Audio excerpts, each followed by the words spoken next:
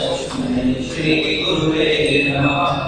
श्री चैतन्य मनोभीष्टं स्थापितं येन भूतले स्वयं रूपा करुणामयं ददाति समरन्तिकं वन्देऽहं श्रीगुरो श्रीपदकमलं श्रीगुरुं वैष्णवांश्च श्रीरूपं साग्रजातं सहगणरघुनाथान्वितं तं सजीवं साद्वैतं सावधूतं परिजनसहितं कृष्णचैतन्यदेवं श्रीराधा कृष्णपादां सहगणललिता श्रीविशाखान्वितांश्च हे कृष्ण करुणा सिंधु दीनबंधु जगत्पते गोपेश गोपिकान्त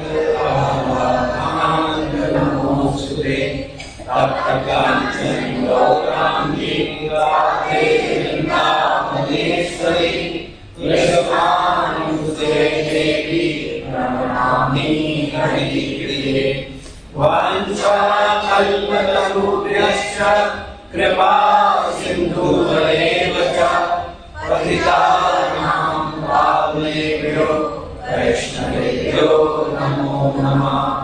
जय श्री कृष्ण चैतन्य प्रभु नित्यानंद श्री अद्वैत गदाधर श्रीवासादि गौर भक्तवृंद। हरे कृष्णा कृष्णा कृष्णा हरे हरे हरे राम राम राम हरे हरे। नमो विष्णुपादाय कृष्णप्रेष्ठाय भूतले श्रीमते भक्तिवेदांत स्वामिने नामिने। नमस्ते सरस्वती देवे गौरवाणी प्रचारिणे निर्विशेष शून्यवादी पाश्चात्य देशधारिणे।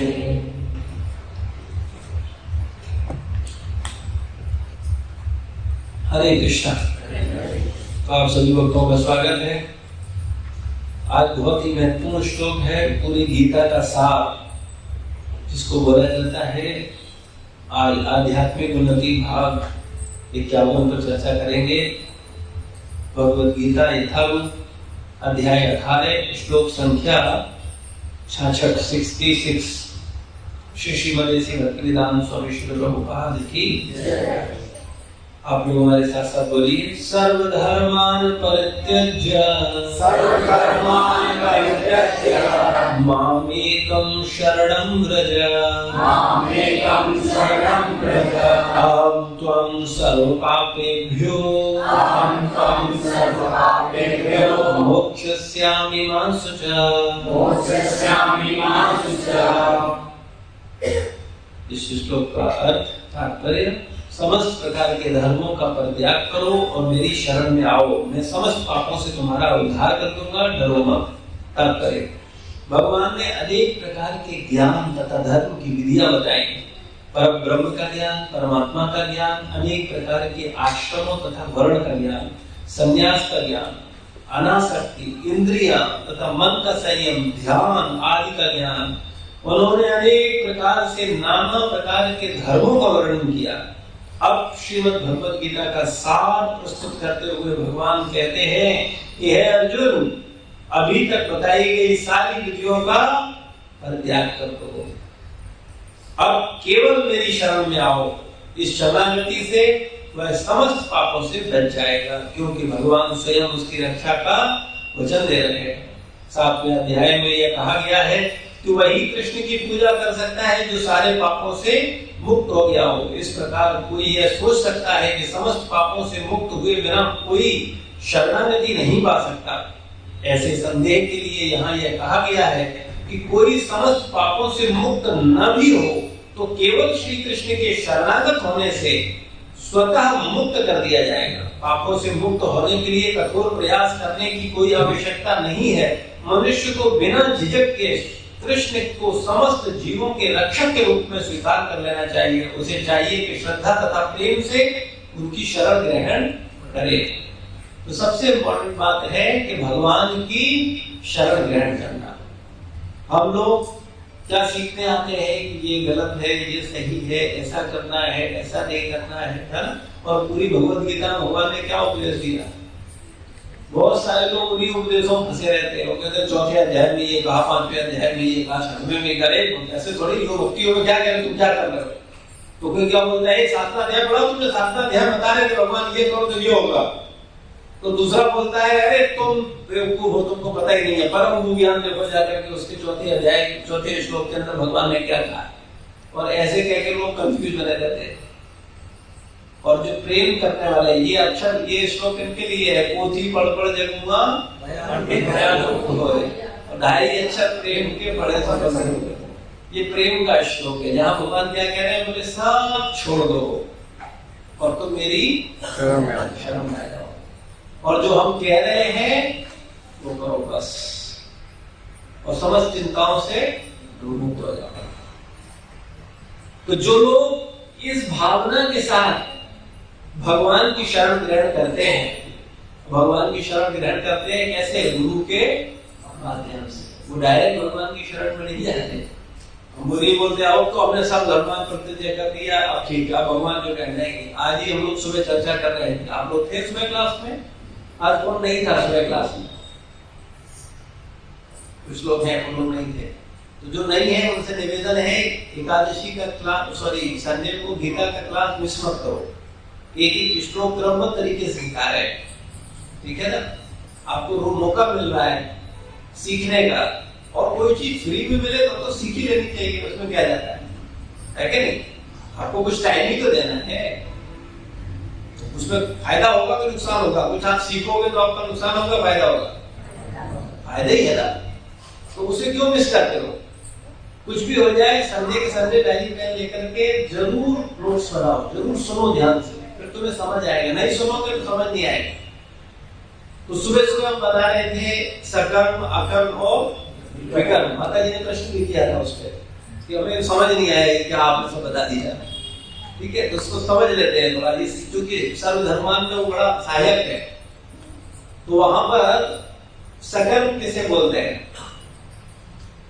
शास्त्रों द्वारा अनुमोदित कर्म को क्या बोलते हैं? सकर्म।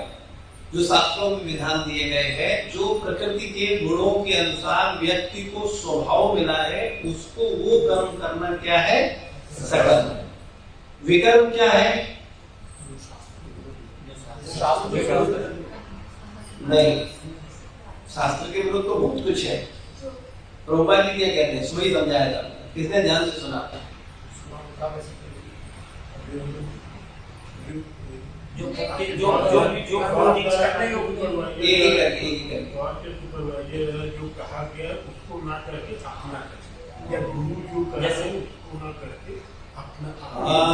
आप ध्यान से समझो।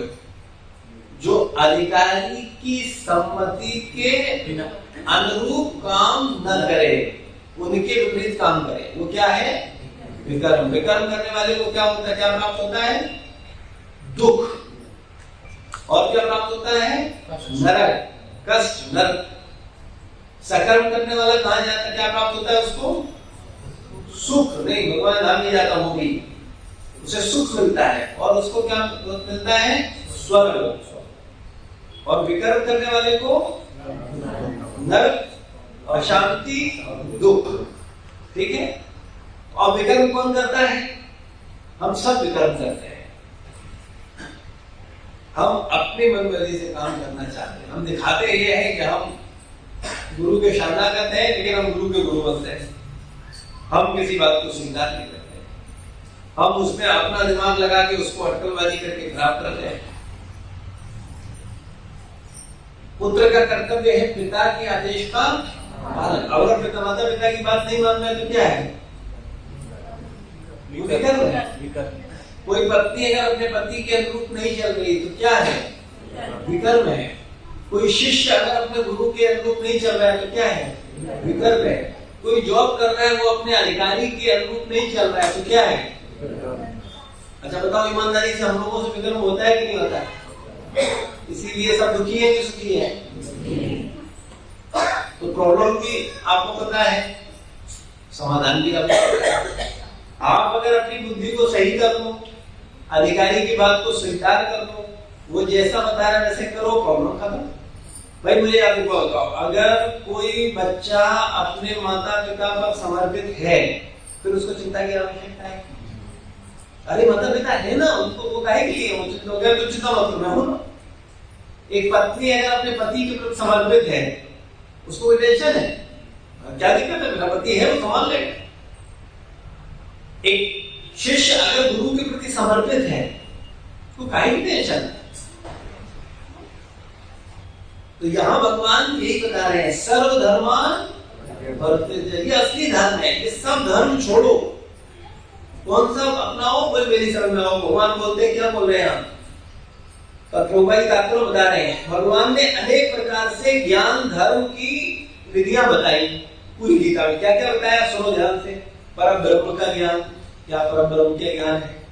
परमात्मा का ज्ञान, अनेक प्रकार के आश्रम, आश्रम समझते हैं ना, ब्रह्मचर्य गृहस्थ आश्रम, ठीक। वर्ण क्या होते हैं? ब्राह्मण क्षत्रिय वैश्य, ये भी बताया। वर्णों का ज्ञान, संन्यास का ज्ञान, क्या संन्यास है वो भी बताया, कौन सन्यासी है। और हमारी अपनी जो मानसिकता है उसी से तो सोचेंगे, और मानसिकता ही खराब है, अब क्या करोगे? तो मानसिकता ठीक करनी है। तो जो ठीक कर लेते हैं वो तो आनंद लेते हैं, और जो ठीक नहीं कर पाते वो कुंठित हो जाते हैं। भक्तों के बीच में भी कुंठित होते हैं, तो अंदर ही अंदर कुंठित होते रहते हैं, क्योंकि उनका कॉन्सेप्ट क्लियर नहीं, उन्हें पता ही नहीं है क्या करना है और क्या नहीं करना है। ये कार्य हो रहा है तो क्यों हो रहा है, इसके पीछे कारण क्या है।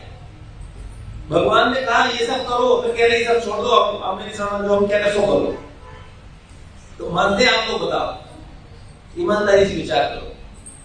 आपको अगर भगवान बोलते कि अब तुम हम जो कह रहे सो करो, ये सब जो हमें बताया, ये धर्म वो धर्म, आत्मा परमात्मा, तुम ये सब चक्रों से हट जाओ, अब जो हम कह रहे वो बताओ, विचार को करते हैं सारा? हाँ, अगर आप रियलाइज कर पा रहे हो तो अपनी कमी को समझो, हम कहाँ गलत है, उस पर काम करना पड़ेगा।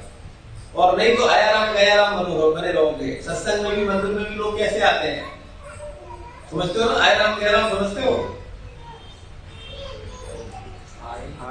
आया राम आ गया राम, गया राम चला गया राम, उसे कोई नहीं है मतलब राम, अपने काम से काम।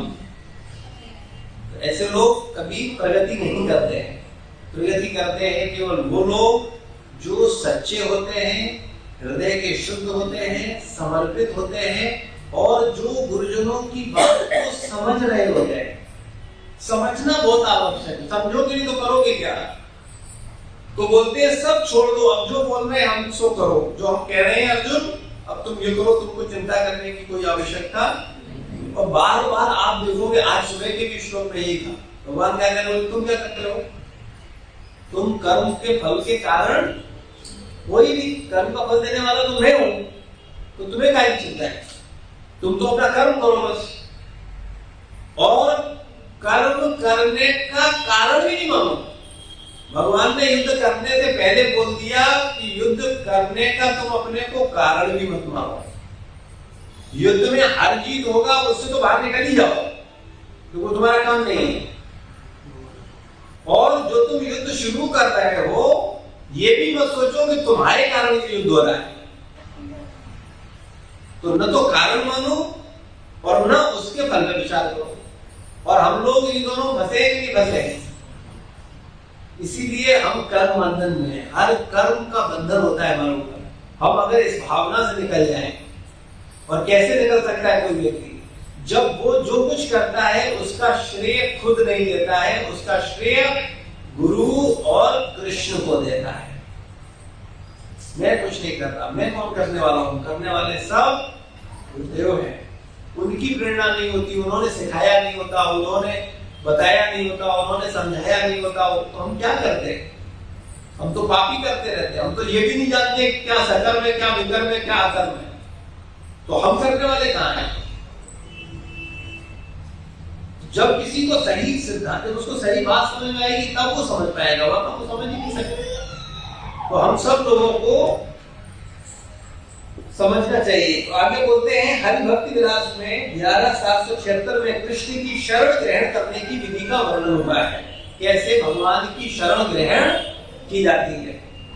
अनुकूलस्य संकल्प प्रतिकूलस्य वर्जनम रक्षस्तीति विश्वासो गोत्रवे वर्णम तथा आत्मनिक्षेप कार्पण्ये षड्विधा शरणागति।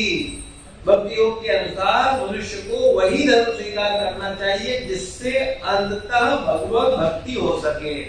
ये भागवत धर्म है। भागवत धर्म के आगे छोटे मोटे धर्म सब छोटे हैं, कोई मतलब नहीं है। क्या बोलते हैं?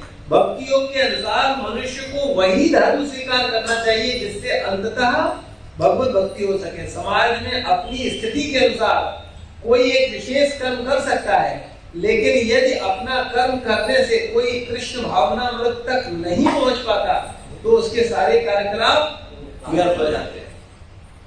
कोई सब कुछ करता रहे, खूब कीर्तन करे, खूब नाम जप करे, खूब कुछ करे, लेकिन अगर उसका कृष्ण से, गुरु से प्रेम नहीं हो रहा है, उनमें उसकी आसक्ति नहीं हो रही है, उनके आदेशों के प्रति कोई चाहत उत्पन्न नहीं हो रही है, तो फिर उसका क्या है? श्रमेण ही केवलम, वो श्रम कर रहा है। प्रेम बहुत इंपॉर्टेंट है, तो उसके सारे कार्यकलाप व्यर्थ हो जाते हैं। जिस कर्म से कृष्ण भावना में की पूर्ण अवस्था न प्राप्त हो सके उससे बचना चाहिए। मनुष्य को विश्वास होना चाहिए कि कृष्ण समस्त परिस्थितियों में उसकी सभी कठिनाइयों से रक्षा करेंगे। इसके विषय में सोचने की कोई आवश्यकता नहीं कि जीवन निर्वाह कैसे होगा, कृष्ण उसको संभालेंगे। मनुष्य को चाहिए कि वह अपने आप को निसहाय माने और अपने जीवन की प्रगति के लिए कृष्ण को ही अवलंब समझे। पूर्ण कृष्ण भावना भावित होकर भगवत भक्ति में प्रवृत्त होते ही वह प्रकृति के समस्त कलमश से मुक्त हो जाता है। धर्म की विविध विधियां, ज्ञान, ध्यान, योग आदि जैसे शुद्ध करने वाले अनुष्ठान हैं, लेकिन जो कृष्ण के शरणागत हो जाते हैं उसे इतने सारे अनुष्ठानों का पालन की आवश्यकता नहीं रह जाती। कृष्ण की शरण में जाने मात्र से वह व्यर्थ समय गंवाने से बच जाता है। इस प्रकार वह तुरंत सारी उन्नति कर सकता है और समस्त पापों से मुक्त हो सकता है। श्री कृष्ण की सुंदर छवि के प्रति मनुष्य को आकृष्ट होना चाहिए। उनका नाम कृष्ण इसलिए पड़ा क्योंकि वे सर्वाकर्षक है। जो व्यक्ति कृष्ण की सुंदर सर्वशक्तिमान छवि से आकृष्ट होता है वह भाग्यशाली है। आध्यात्मवादी कई प्रकार के होते हैं। कुछ निर्गुण ब्रह्म के प्रति आकृष्ट होते हैं, कुछ परमात्मा के प्रति, लेकिन जो भगवान के साकार रूप के प्रति आकृष्ट होता है और इससे भी बढ़कर जो साक्षात भगवान कृष्ण के प्रति आकृष्ट होता है वह सर्वोच्च योगी है। दूसरे शब्दों में अनन्य भाव से कृष्ण की भक्ति गौतम ज्ञान है और संपूर्ण गीता का यही सार है। कर्मयोगी, दार्शनिक, योगी तथा भक्त सभी आध्यात्मवादी कहलाते हैं, लेकिन इनमें शुद्ध भक्त ही सर्वश्रेष्ठ है। यहाँ पर मां सुचा, डरो मत, झिझको मत, चिंता मत करो, विशिष्ट शब्दों का प्रयोग अत्यंत सार्थक है। मनुष्य को यह चिंता होती है कि वह किस प्रकार सारे धर्मों को त्यागे और एकमात्र कृष्ण की शरण में जाए, लेकिन ऐसी चिंता व्यर्थ है। तो हम सब लोगों को चिंता होती है कि अरे सब छोड़ देंगे तो फिर गड़बड़ होगा, ऐसे कैसे छोड़ दें, है ना। कई धर्म है ना, आश्रमों का बताया गया, वर्ण का बताया गया, बोले सब छोड़ दो। ब्राह्मण छोड़ दे, शूद्र शूद्रत्व छोड़ दे, गृहस्थ छोड़ दे, वानप्रस्थ छोड़ दे, संन्यास छोड़ दे और ब्रह्मचारी ब्रह्मचर्य छोड़ दे। लेकिन हम लोग इन्हीं सब में बन जाते हैं। कैसे छोड़ दे? बोले हम सन्यासी हैं, हम ब्रह्मचारी हैं, हम ये नहीं है। आदेश प्रमुख है, बहुत मुश्किल होता है, आसान नहीं है। हम लोग जो कुछ करते हैं ना वो अपनी समझ के अनुसार करते हैं, भगवान के गुरु के आदेश अनुसार नहीं करते। आप विचार करिए, पूरा बुद्धि लगाते रहते, खूब समझते रहते, ये सही है, वो सही है, ये सही है, वो सही, फिर हाँ ये ठीक है, हाँ इसमें सोचेंगे, विचार करेंगे। अब क्यों बोला गया ये सर्वधर्म प्रति, इसका कारण क्या है, इसको समझ लीजिए। हम लोग कौन है? शरीर है कि आत्मा है? हम हमेशा से हैं कि शरीर हमेशा से है? तो शरीर का धर्म अलग होगा और हमारा धर्म अलग होगा कि नहीं होगा? हम लोग शरीर के धर्मों में फंसे रहते हैं और आत्म धर्म जो हम नित्य हैं उस धर्म पे हमारा चिंतन ही नहीं। हमको क्या लगता है, ये मेरा बच्चा है, मेरी नौकरी है, मेरी पत्नी है, मेरा पति है, मेरा घर है, मेरा पैसा है, लेकिन क्या वो मेरा है? किसका है? भगवान, शरीर का। भगवान का तो सब कुछ है, लेकिन क्या आप मानते हो भगवान का? अगर ये बात मान लो तो प्रॉब्लम ही खत्म हो जाए। बोल ले भगवान का, लेकिन वास्तविकता में किसका है? किसका मानते हो? शरीर का। और शरीर की पत्नी है, शरीर का बच्चा है, शरीर का घर है, शरीर का धन है, शरीर से ही कनेक्ट करते रहते हैं सब चीजें। तो शरीर हम है ही नहीं, तो जब हम शरीर ही नहीं है तो शरीर से जुड़ी हुई चीजें मेरी कहां से होगी? यही कंफ्यूजन है बस इस भौतिक जगत में। इसी को बोलते हैं माया। मां मीन्स नहीं, या मीन्स ये। हम है तो आत्मा, लेकिन मानते अपने को शरीर है। इसीलिए हम भगवान की शरण ग्रहण, ईमानदारी बताओ, भगवान की सेवा को ज्यादा प्रधानता देते हो या शरीर की सेवा को ज्यादा प्रधानता देते हो? कब तक दोगे? जब तक मरेंगे। ऐसा ही है कि सुन सुन के कुछ बदलाव आएगा? आएगा। तो जन्माष्टमी आ गई है, सेवा करो सब लोग जाकर। शरीर में तो लगे ही रहते हो। अभी जन्माष्टमी आएगी, भगवान का उत्सव होगा कि नहीं होगा? उसको हम लोगों को भव्य तरीके से मनाना है कि नहीं? बड़ा चैलेंज होता है कई बार, बोलने में भी सब कुछ लगता है, क्या करें, लेकिन करना है। कुछ न करो तो मुश्किल, करो तो मुश्किल। भाई अगर हम जन्माष्टमी को बहुत सिंपल तरीके से हम लोग इसी कमरे में या अपने मंदिर के अंदर भगवान का अभिषेक करें, पूजन करें, कथा करें, प्रसाद बांटें, आनंद आएगा। आप सब लोग क्या कहोगे? अरे देवी को जन्माष्टमी है, खूब बड़ा पंडाल लगाओ, कुछ सांस्कृतिक कार्यक्रम हो, विभिन्न प्रकार की एक्टिविटियां हो, सब भक्तों को बढ़िया बढ़िया प्रसाद मिले, भगवान का भव्य तरीके से दूध दही शहद 1001 तीर्थों का सुबह दोपहर 12 बजे से रात 12 बजे तक निरंतर अभिषेक चले, तो अच्छा लगेगा कि नहीं लगेगा? है ना? एलईडी स्क्रीन लगी हो, सुंदर लाइट हो, बढ़िया साउंड हो, सुंदर सुंदर कार्यक्रम हो अच्छे लोगों के द्वारा, तो अच्छा लगेगा कि नहीं लगेगा?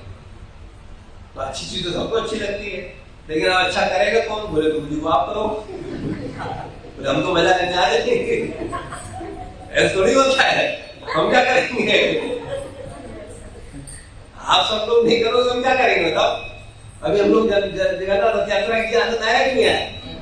आया ना?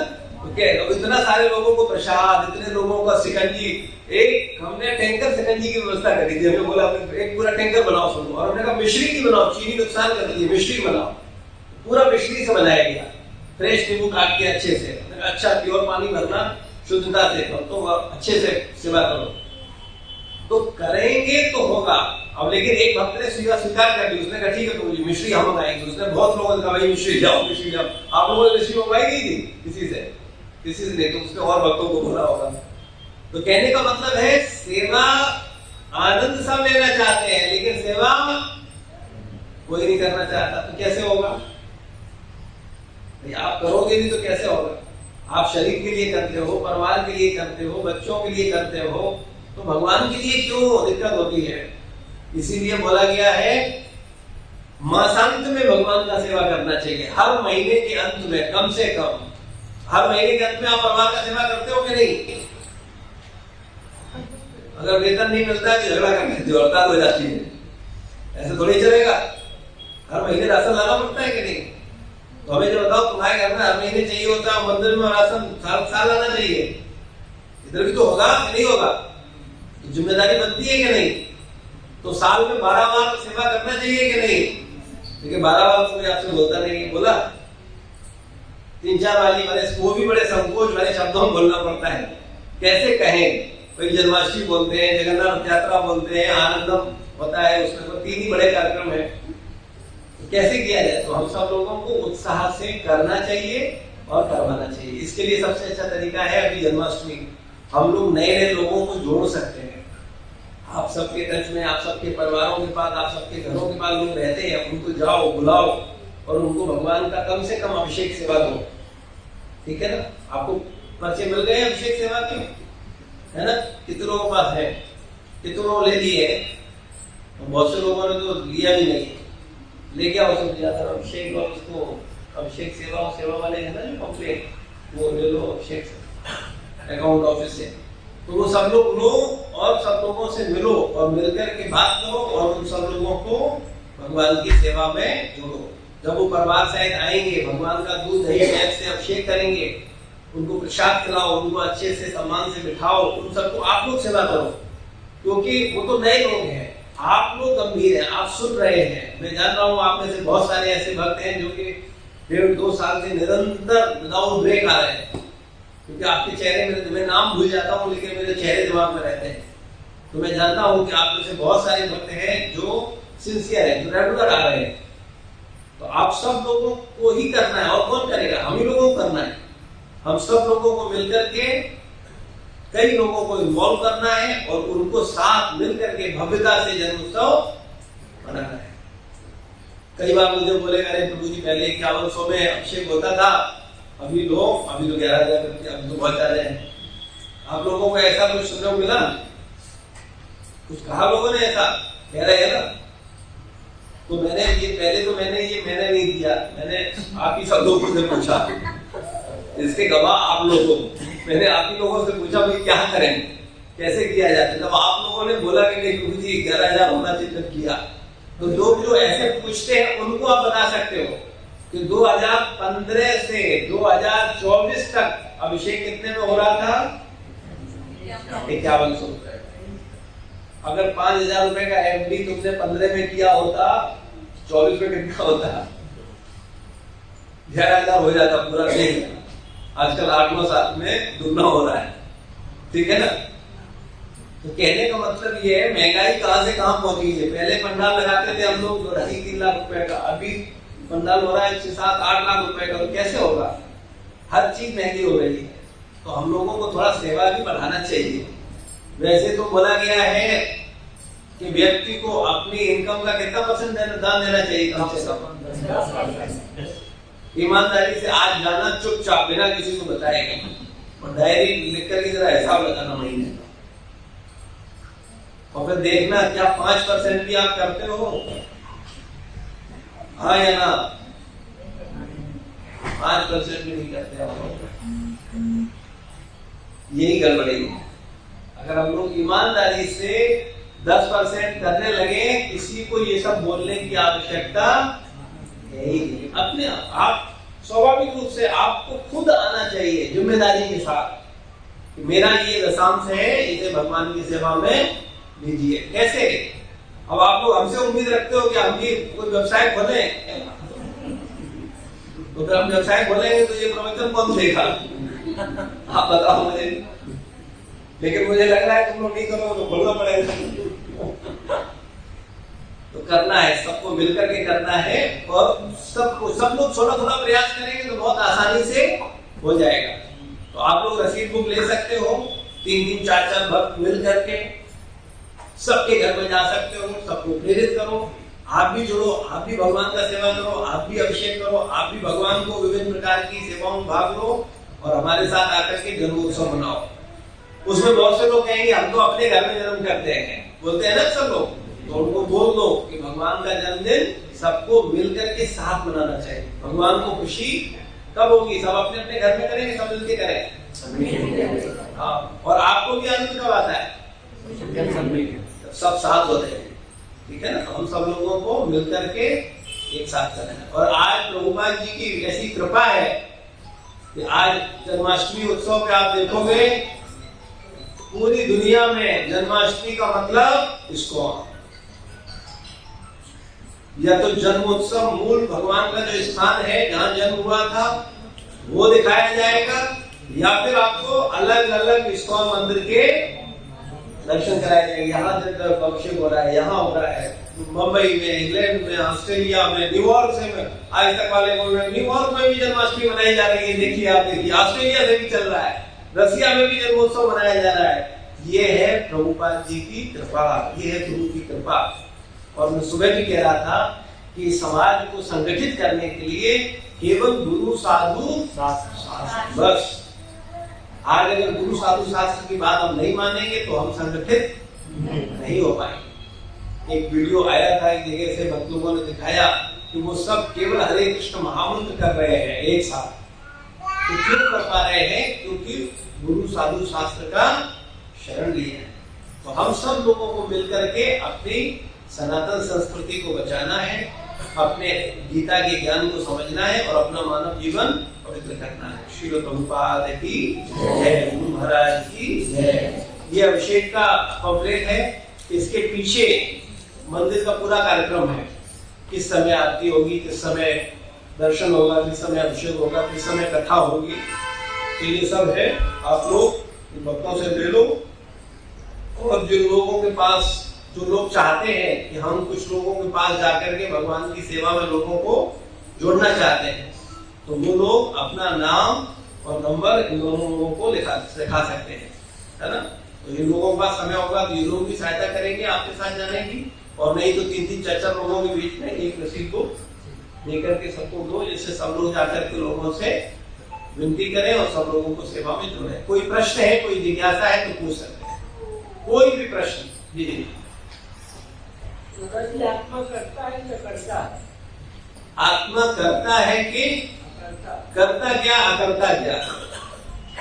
कोई भी महात्मा भी करता करते, कोई अकर्ता करते आत्मा को, आदमी को। वास्तविकता में करने वाला सब परमात्मा है, लेकिन जीवात्मा को स्वतंत्रता दी है भगवान ने। आत्मा को भगवान ने क्या दी है? फ्री विल दी है। तो वो फ्री विल में जब वो सही या गलत करता है तो वहां पर आत्मा करता है, लेकिन फाइनली परमिशन सही और गलत की करने की परमात्मा ही देता है, क्योंकि प्रत्येक कर्म को करने के 5 कारण हैं: आत्मा, शरीर, इंद्रियां, चेष्टाएं और अंतिम है परमात्मा। परमात्मा की मर्जी के बिना कोई कार्य नहीं होता है। ठीक है, और कोई प्रश्न है?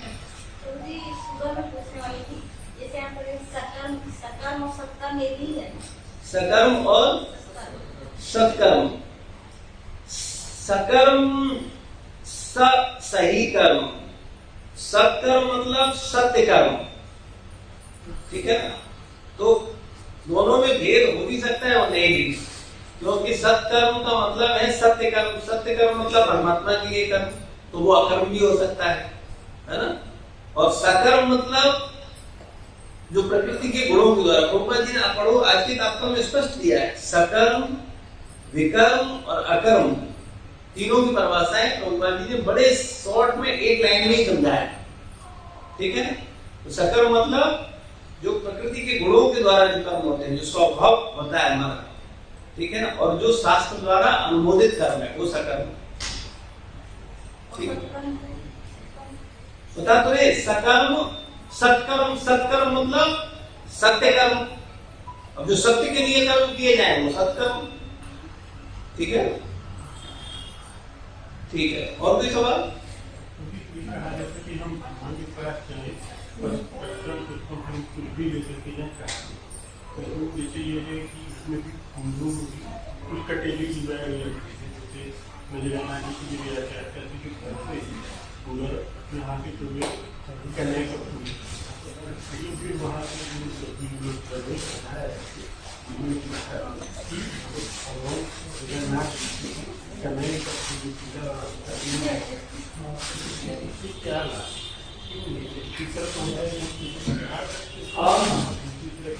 ये नहीं तो, हाँ, इसको समझ लो।